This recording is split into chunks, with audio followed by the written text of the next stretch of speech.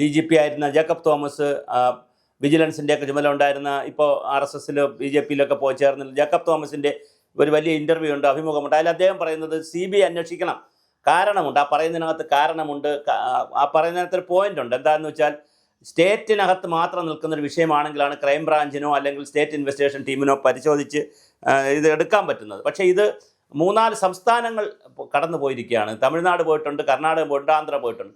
4 സംസ്ഥാനം കടന്നു എന്ന് മാത്രമല്ല, ഈ സ്വർണം ഉരുക്കി വിദേശത്ത് പോയിട്ടുണ്ടോ? അത് കാരണം ഇത് ദേവൻ്റെ സ്വർണമായതുകൊണ്ട് ഇത് വാങ്ങാൻ, വലിയ പണം കൊടുത്ത് വാങ്ങാൻ ആളുണ്ട്. ശബരിമലയിൽ പാളിയായി വെച്ചിരുന്ന അല്ലെങ്കിൽ ദ്വാരപാല വിഗ്രഹത്തിലിരുന്ന സ്വർണമെന്ന് പറയുമ്പോൾ അതിന് വലിയ ദിവ്യത്വമുണ്ട്. അപ്പോൾ അത് വാങ്ങാൻ ലക്ഷക്കണക്കിന് രൂപ കൊടുത്ത് അത് വാങ്ങാൻ ആളുകളുണ്ടാവും.